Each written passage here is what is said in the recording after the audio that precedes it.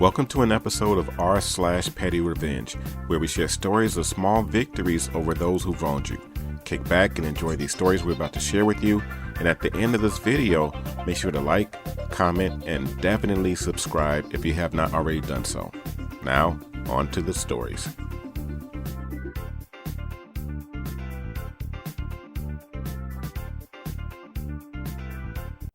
And this story is posted by u/Regina_Wolfsbane. Is this yours? So this is about my mom.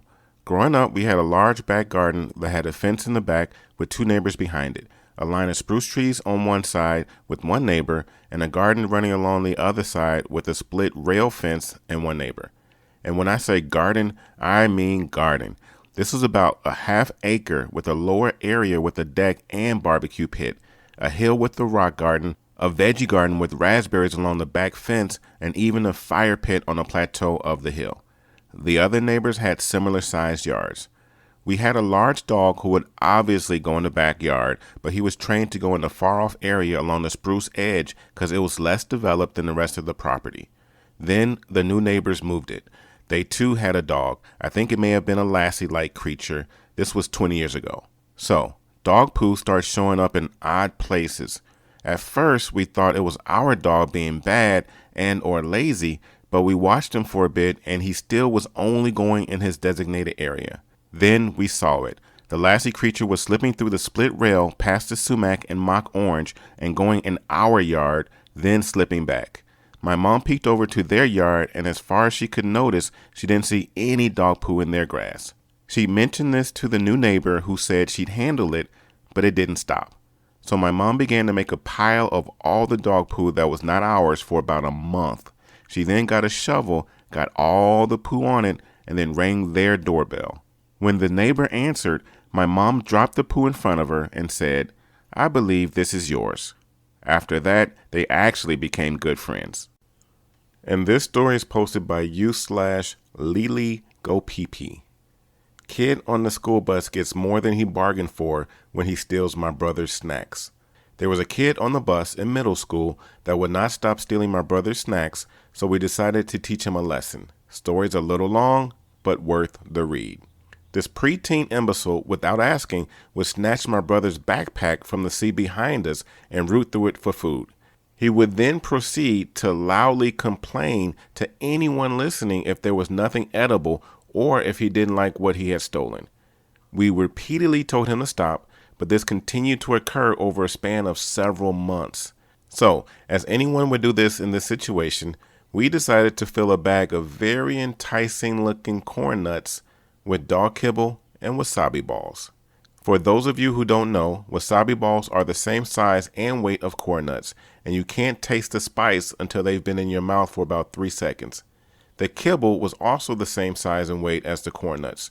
As per our previous observations, we learned that the kid would tear these bags open and pour about a quarter of the bag's contents into his mouth at once, so we planned accordingly. We made a small incision at the very bottom of the bag, took out about half of the corn nuts, and replaced them with the wasabi balls and kibble.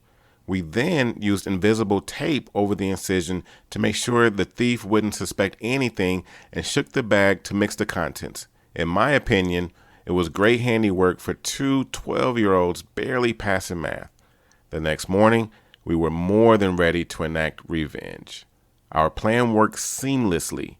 When the kid took the backpack and stole the bag of corn nuts, we discreetly watched from the other side of the seat.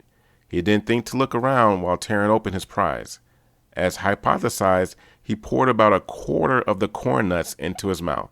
He chewed for about 5 seconds before he spewed the kibble, wasabi ball, and corn nut mixture all over the floor of the bus. He didn't even look at us, which was probably a good thing, seeing as we were trying our hardest not to burst out laughing. Needless to say, he did not steal my brother's snacks after that incident, and he got in trouble for making a mess of the bus. I have many more stories about this dude throughout the rest of middle school and into high school, but this is by far my favorite. And this story is posted by u/crewdog3950. Laundry tossed on the floor. Revenge time.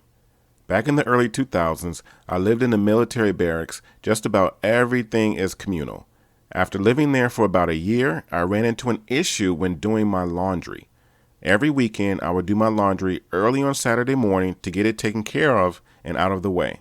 One Saturday morning, I started my laundry and ran it through the wash. I had the timing down to know when it would be done washing and drying. So I went and changed over the laundry to the dryer. I started the dryer and went back to my room and set my timer so I would know when it's done. No biggie, right? Well, I go down when my timer goes off to get my laundry. To my surprise, it was on the floor in a pile and still wet. I was angry, but I picked up my laundry and put it into another dryer.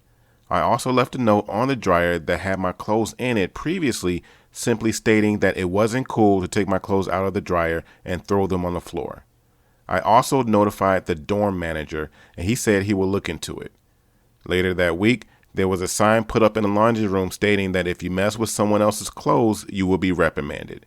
Of course, this was a hollow threat, and no one was ever found during the investigation.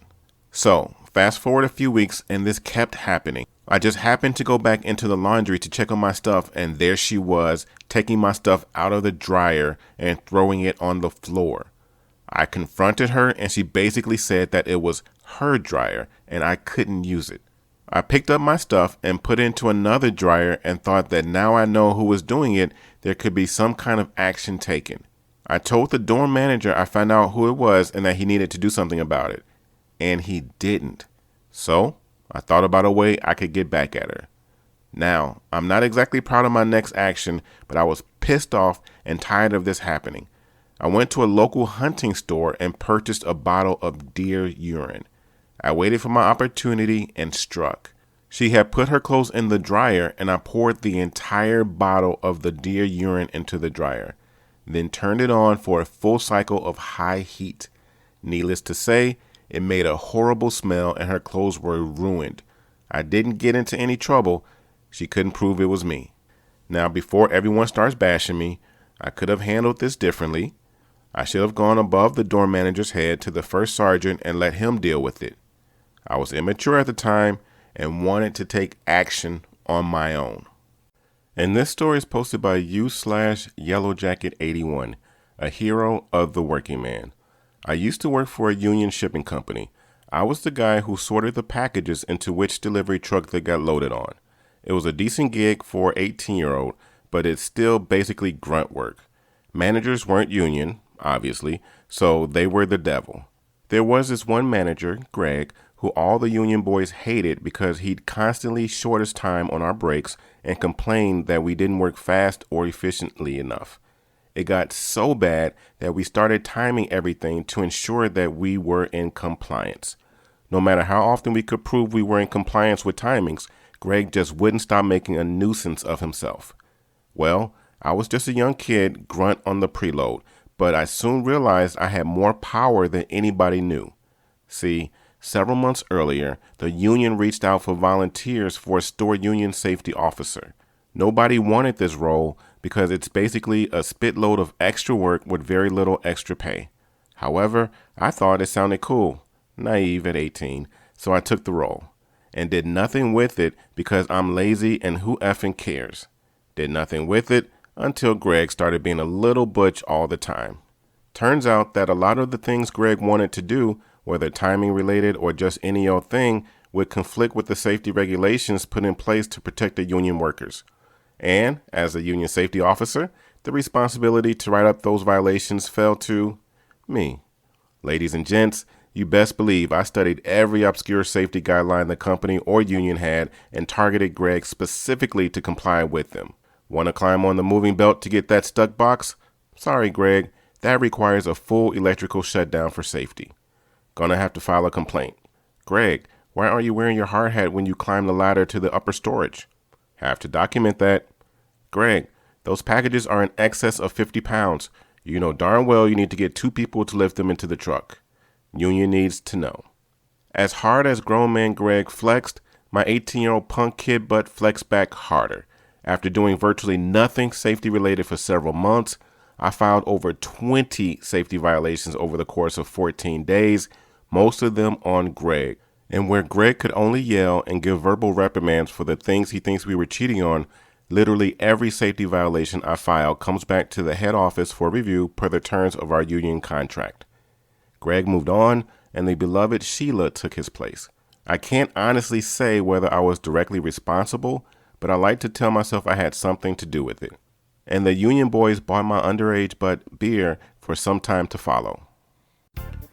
These were 4 great stories, so we definitely thank you for listening, and do us a huge favor, comment, like, share, and definitely subscribe for sure, so you'll be able to get more of the reminders for new videos that come out in the future. Have yourselves an incredible day. This has been TNA Top Notch Audio.